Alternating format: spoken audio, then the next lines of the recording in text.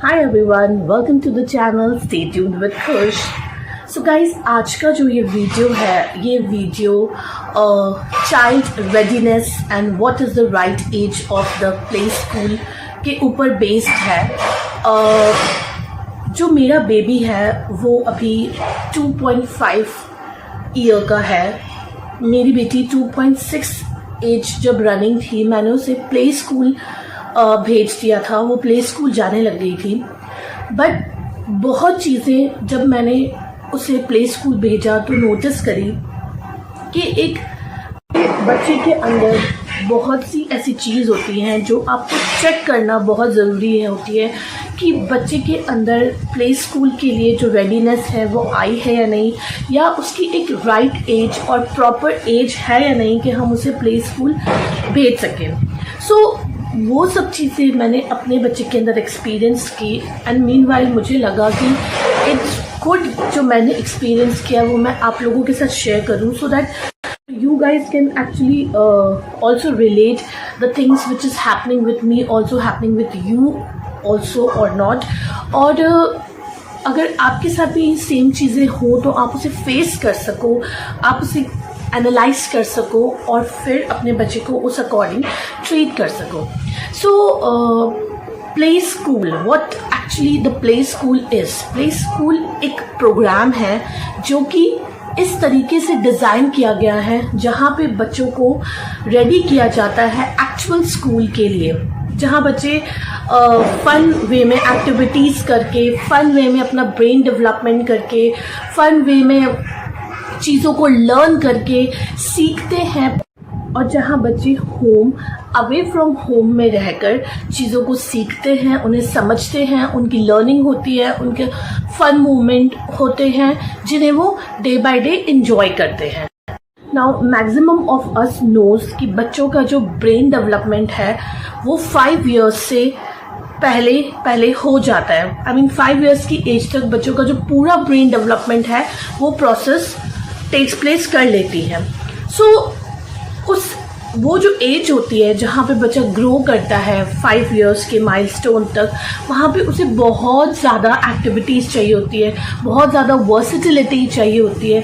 कभी कभी वो चीज़ें उसे अपने घर में मिल जाती है और वो उन चीज़ों को एंजॉय करता है, वहाँ से सीखता है और अपने आप में उसका जो एक सेटिस्फैक्शन होता है चीज़ों में इन्वॉल्व होने का, वो बना रहता है। बट कभी कभी बच्चे क्या होते हैं कि जैसे जैसे उनकी एज बढ़ती जाती है, उनकी डिमांड्स बढ़ती जाती है, उनका ब्रेन डेवलपमेंट बढ़ता जाता है और उन्हें जो कुछ सीमित एक्टिविटीज़ हम उन्हें घर में प्रोवाइड करते हैं या घर के लोगों के साथ जो अपने आप को वो एंटरटेन करते हैं वो उन्हें इनफ नहीं होता, और फिर जब वो चीज़ उन्हें इनफ नहीं होती तो धीरे धीरे वो उन्हें क्रैंकी बना देती है, उन्हें पैनिक करने लग जाता है। वो बच्चा घर में रह के छोटी छोटी चीज़ों पे चिड़चिड़ा हो जाता है। So as a parent you have to decide that what is the right age of your kid that he or she can go to a play school। as a parent आप अपने needs के according, अपनी wants के according, अपने घर की situations के according या अपनी ज़रूरतों के according अपने बच्चों को decide कर सकते हैं कि उसकी right age क्या होनी चाहिए उसके play school जाने की, या उसके अंदर कब वो readiness आ चुकी है कि वो अब play school जाने के लिए ready है। अब बच्चों का जो प्ले स्कूल जाना है वो 2 फैक्टर्स पे डिपेंड करता है। एक पेरेंट्स की अपनी रेडीनेस, दूसरा बच्चे की रेडीनेस। पेरेंट्स की readiness in the sense like कुछ पेरेंट्स जो होते हैं वो वर्किंग होते हैं, मॉर्निंग टू इवनिंग वो ऑफिस में रहते हैं, उनके पास उतना टाइम नहीं होता कि वो बच्चों को उतनी ज़्यादा एक्टिविटीज़ में इन्वॉल्व कर सकें, एंगेज कर सकें, उनको हेल्प कर सकें कि वो और ज़्यादा अपने ब्रेन को डेवलप कर सकें, न्यू एक्टिविटीज़ में या न्यू चीज़ों में उनको इन्वॉल्व कर सकें।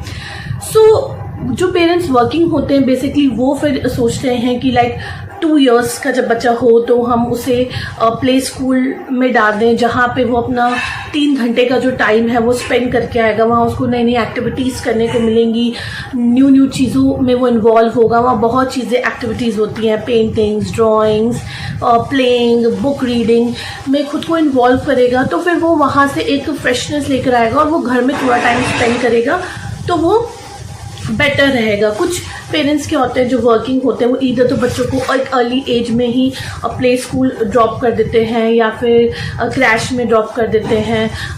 बेसिकली प्ले स्कूल में कई बच्चे 17 मंथ्स 18 मंथ्स के भी होते हैं और फिर उनका जो वहाँ पे उन्हें रहने का जो सिस्टम होता है वो अलग ही तरीके का होता है। सो कई बार ऐसा होता है कि आप वर्किंग नहीं हैं, आप घर पे रहते हैं, आपके पास बच्चों के साथ इंगेज करने के लिए सपोर्ट सिस्टम भी है, दूसरे फैमिली मेम्बर्स भी हैं जो आपको बच्चे के साथ हेल्प करते हैं, आपकी केयर टेकर्स भी हैं, मेड्स भी हैं, आपकी नैनीज भी हैं, एवरीथिंग इज़ देयर, सारी फैसिलिटीज़ आपके पास है। पर फिर भी कई बार इन सारी फैसिलिटीज़ के होने के बाद भी हम बच्चे को वो एक्टिविटीज़ या वो एटमॉस्फेयर, वो एनवायरनमेंट नहीं प्रोवाइड कर पाते जो बच्चे को एक एज के डेवलपमेंट के साथ में चाहिए होता है और जो वो डिमांड करता है। क्योंकि इस एज के बच्चे जो कि 2 to 5 इयर्स के बच्चे ग्रो कर रहे होते हैं, उनका जो एक डेवलपमेंट होता है वो एक अलग टाइप का होता है। वो हर टाइम न्यू एक्टिविटीज़ मांगते हैं, न्यू इंडल्जमेंट मांगते हैं, बहुत ज़्यादा वो एक नॉर्मल चीज़ों से जिनको वो रूटीन में करते आते हैं वो बोर हो जाते हैं। तो कई बार पेरेंट्स के पास सारी फैसिलिटीज़ होने के बाद भी हम उन्हें उतना इनोवेटिव एटमॉस्फेयर नहीं दे पाते जो उनकी ग्रोथ के लिए उन्हें चाहिए होता है। तो फिर उस कंडीशन में भी कई बार पेरेंट्स सोचते हैं कि हम बच्चे को थोड़ा सा बाहर का एटमॉस्फेयर दें, थोड़ी सी बाहर की सराउंडिंग्स दें और फिर हम उन्हें प्ले स्कूल ड्रॉप करें जहां वो अलग अलग तरह के बच्चों से मिलेंगे, फ्रेंड्स बनेंगे, तो वो अपनी चीज़ों को और वाइड वे में परफॉर्म कर पाएंगे। तो ये थी एक पेरेंट्स की रेडीनेस। दूसरी चीज़ आती है चाइल्ड रेडीनेस। वो भी एक इम्पॉर्टेंट फैक्टर है कि आपने प्लान कर दिया कि हमें बच्चे को प्ले स्कूल भेजना है, but it is very important to know कि whether your child is also ready to go to play school. आपका बच्चा भी इक्वली उस चीज़ को सपोर्ट करने के लिए और प्ले स्कूल जाने के लिए रेडी है या नहीं, वो चीज़ भी आपके लिए चेक करना बहुत ज़रूरी है। और उस चीज़ को चेक करने के कुछ पॉइंट्स होते हैं, कुछ फैक्टर्स होते हैं जिसे हम वॉच करके, जिन पे हम वर्क करके ये एनालाइज कर सकते हैं कि हमारा बच्चा इस कंडीशन में अभी प्ले स्कूल को रीच करने के लिए रेडी है या नहीं। सो फर्स्ट चीज़ होती है मोड ऑफ कम्युनिकेशन। अगर आपका बच्चा कम्युनिकेट कर पाता है प्रॉपरली, अगर वो आपको बता पाता है कि उसे भूख लगी है, उसे प्यास लगी है, उसे सुसु जाना है, उसे पॉटी जाना है, उसे क्या चाहिए क्या नहीं चाहिए, उसे कहीं पेन तो नहीं हो रहा, उसे कहीं दर्द तो नहीं हो रहा, उसे कहीं लगी तो नहीं है, अगर वो इस चीज़ को कम्युनिकेट कर पा रहा है देन वो प्ले स्कूल को जाने के लिए रेडी है। क्योंकि कम्युनिकेशन इज़ वेरी इंपॉर्टेंट। अगर बच्चा कम्युनिकेट कर पाता है कि उसकी नीड्स क्या है, उसे क्या चाहिए, उसे आपसे किस चीज़ की ज़रूरत है, तो फिर आप इजीली कम्युनिकेट कर पाते हो बच्चे से और आप उस चीज़ को पूरी करके उसे सेटिस्फाई कर पाते हो। अदरवाइज बच्चा जब बता नहीं पाता कि उसे क्या चाहिए और आप समझ नहीं पाओगे कि उसकी क्या नीड है, then in that case communication gap हो जाएगा और बच्चा भी वो 3 घंटे वहाँ सेटल नहीं हो पाएगा जहाँ आप उसे एक प्ले स्कूल फॉर्म में भेजना चाहते हैं। सेकेंड चीज़ जो सबसे इम्पॉर्टेंट होती है वो होती है वैक्सीनेशन।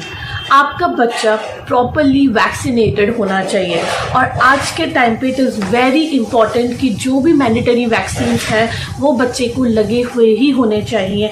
बिकॉज अब रिसेंटली अभी जो हमारा कंट्री है वो इतने बड़े वायरस से फ्री हुआ, you can say it's free but या इतना बड़ा वायरस जिसने इतना ज़्यादा पैंडेमिक फैलाया है, उस चीज़ से कंट्री धीरे धीरे रिकवर हो रही है actually I should say.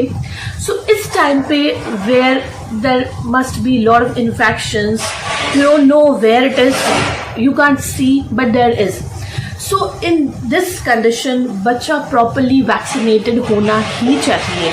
Like जो मैंडेटरी वैक्सीन्स होती हैं वो बच्चों को 0 to 2 इयर्स तक की एज में लग जाती है। उसके बाद जो वैक्सीन्स होती है those are normal flu vaccines, like sometimes it would be like hepatitis vaccines और कोल्ड वैक्सीन्स, या जो न्यू वैक्सीन्स आती हैं वो एक कैजुअल वैक्सीन्स होती हैं जो बच्चे को 2 इयर्स के बाद लगती हैं, लेकिन जो मैंडेटरी वैक्सीन्स होती हैं जो बच्चों को लगती हैं वो 0 to 2 इयर्स की एज तक लगती है, और वो वैक्सीन्स बच्चे के अंदर पूरी तरह से कंप्लीट हो जानी चाहिए। बाकी तो थोड़ा बहुत जो होता है वो चलता ही रहता है, कभी बच्चे को कोल्ड हो जाता है, कभी कफ हो जाता है, कभी वायरल हो जाता है। These all are things very normal। और जब बच्चा स्कूल जाता है तो बहुत चीज़ें होती हैं, थोड़ा बहुत ऊपर नीचे सब कुछ चलता है, बट जो मैंडेटरी है that is a vaccination card should be completed on time, then only you can think about that आप अपने बच्चे को घर से बाहर 3 घंटे एक एक्सटर्नल सराउंडिंग में भेज सकते हैं। तीसरी चीज़ होती है एक प्रॉपर रूटीन। ये जो एज होती है 2.5 2.6 इयर्स वाली बच्चों की जो एज होती है, इस एज में बच्चे का एक प्रॉपर रूटीन बन चुका होता है, उसका एक प्रॉपर स्लीपिंग पैटर्न होता है, उसका एक प्रॉपर ईटिंग पैटर्न होता है, उसका एक प्रॉपर डे रूटीन पैटर्न होता है। वो सुबह ब्रेकफास्ट लंच डिनर प्रॉपर करता है, उसकी सुबह की उठने का टाइमिंग से प्रॉपर टाइमिंग से अकॉर्डिंग होते हैं, रात को सोने की टाइमिंग से प्रॉपर टाइमिंग्स के अकॉर्डिंग होते हैं, और आफ्टरनून एक नैप होती है जो कि एक प्ले स्कूल टाइमिंग शेड्यूल के साथ बहुत मैच करती है।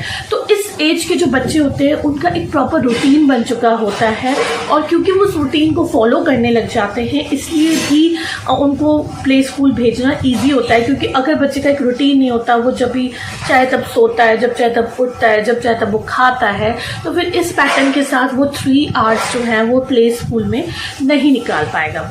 नेक्स्ट टाइम होता है मोर एक्सपोजर। इस एज के जो बच्चे होते हैं, जो मैंने आपको पहले भी बताया कि उन्हें बहुत ज़्यादा एक्सपोजर चाहिए होता है।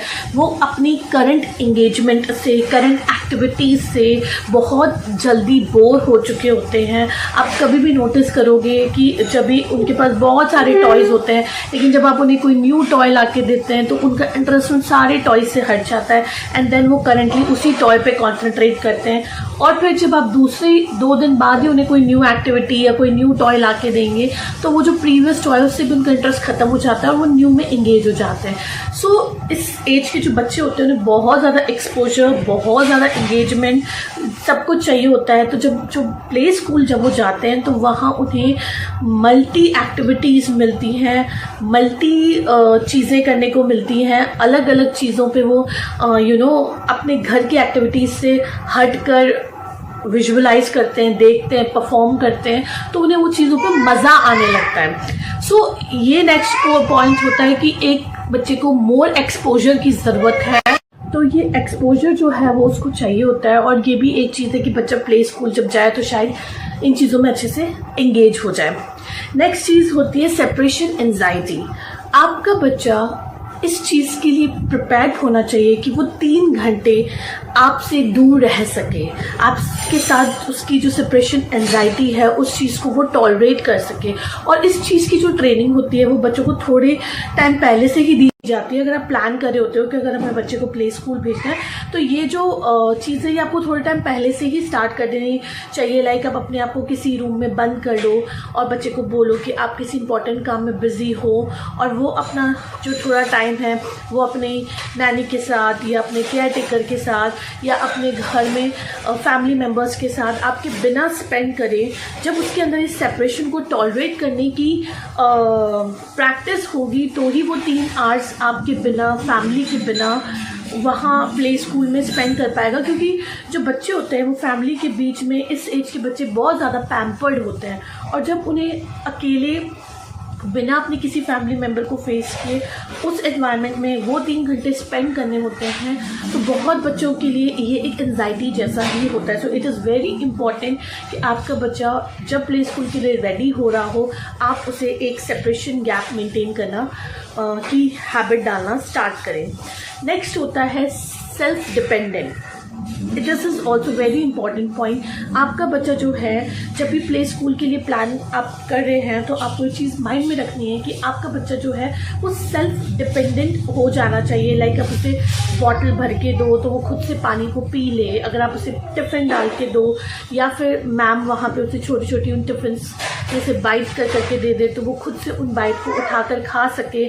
अगर आपके बच्चे को वॉशरूम ले जाएं और उसकी पैंट्स या खोल दें तो वो जाके पॉटी सीट पर या फिर वॉशरूम में जाके वॉशरूम कर सके। सो इतनी डिपेंडेंसी उस बच्चे के अंदर सेल्फ इंडिपेंडेंट होना इम्पॉर्टेंट है, तभी लाइक प्ले स्कूल में वो जाने के लिए थोड़ा सा रेडी होगा, बिकॉज वहाँ पे हेल्पर्स होते हैं, बहुत लोग होते हैं जो आपके बच्चे को प्रोटेक्टेड रखते हैं, हेल्प उनकी पूरी प्रॉपर हेल्प करते हैं। बट उनके पास बहुत बच्चे होते हैं हमारे ही बच्चों की तरह, और हर बच्चे को उन्हें इक्वल अटेंशन देना होता है। सो अगर हमारे बच्चे के अंदर थोड़ी सी सेल्फ डिपेंडेंट है, वो थोड़ी सी चीज़ों को सेल्फ डिपेंड होकर करता है, तो फिर उतना उसे उस एनवायरनमेंट में एडजस्ट होने में कोई प्रॉब्लम नहीं होती। So guys, these are few points which is very important to keep in mind once you start thinking to send your child to a play school। ये बहुत चीज़ें नोटिस करने वाली होती हैं कि आपके बच्चे की रेडीनेस प्ले स्कूल के लिए इन पॉइंट्स के दौरान कैसी है, इनको बेस करके कैसी है, और इन्हीं पॉइंट्स को आप ध्यान में रखते हुए अपने बच्चे के लिए प्ले स्कूल प्लान कर सकते हैं। मेरा बच्चा अब प्ले स्कूल जाने लगा है, सो उसके इन्हीं पॉइंट्स को मैंने एक क्राइटेरिया बनाकर उन सब पे वॉच रखकर मैंने ये प्लान किया कि now she is on the right stage, जहाँ पे उसे प्ले स्कूल एक्सपोजर मिलना चाहिए before going to a actual school. So if you like the video, please do like, share and subscribe my channel and the video too. Thank you so much guys, मिलते हैं next video में। Bye bye, take care.